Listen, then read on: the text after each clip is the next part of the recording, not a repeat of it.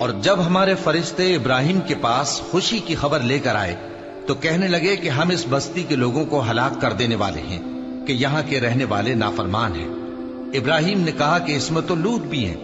وہ کہنے لگے کہ جو لوگ یہاں رہتے ہیں ہمیں سب معلوم ہیں، ہم ان کو اور ان کے گھر والوں کو بچا لیں گے بجز ان کی بیوی کے کہ وہ پیچھے رہنے والوں میں ہوگی۔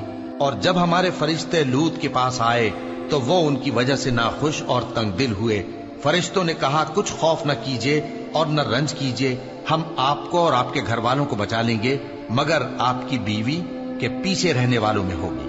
ہم اس بستی کے رہنے والوں پر اس سبب سے کہ یہ بدکرداری کرتے رہے ہیں آسمان سے عذاب نازل کرنے والے ہیں، اور ہم نے سمجھنے والے لوگوں کے لیے اس بستی کی ایک کھلی نشانی چھوڑ دی۔ اور مدین کی طرف ان کے بھائی شعیب کو بھیجا تو انہوں نے کہا اے قوم، اللہ کی عبادت کرو اور روز آخر کے آنے کی امید رکھو اور ملک میں فساد نہ مچاؤ، مگر انہوں نے ان کو جھوٹا سمجھا، سو ان کو زلزلے کے عذاب نے آ پکڑا اور وہ اپنے گھروں میں اوندھے پڑے رہ گئے۔ اور عاد اور سمود کو بھی ہم نے ہلاک کر دیا، چنانچہ ان کے ویران گھر تمہاری آنکھوں کے سامنے ہیں، اور شیطان نے ان کے اعمال ان کو آراستہ کر دکھائے اور ان کو سیدھے رستے سے روک دیا، حالانکہ وہ دیکھنے والے لوگ تھے۔ اور قارون اور فرعون اور حامان کو بھی ہلاک کر دیا، اور ان کے پاس موسیٰ کھلی نشانیاں لے کر آئے تو وہ ملک میں مغرور ہو گئے، اور وہ ہمارے قابو سے نکل جانے والے نہ تھے، تو ہم نے سب کو ان کے گناہوں کے سبب پکڑ لیا۔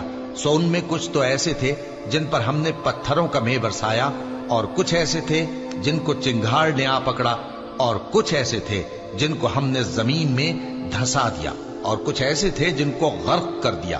اور اللہ ایسا نہ تھا کہ ان پر ظلم کرتا، لیکن وہی اپنے آپ پر ظلم کرتے تھے۔ جن لوگوں نے اللہ کے سوا اوروں کو کارساز بنا رکھا ہے، ان کی مثال مکڑی کی سی ہے کہ وہ بھی ایک طرح کا گھر بناتی ہے، اور کچھ شک نہیں کہ تمام گھروں سے کمزور مکڑی کا گھر ہے۔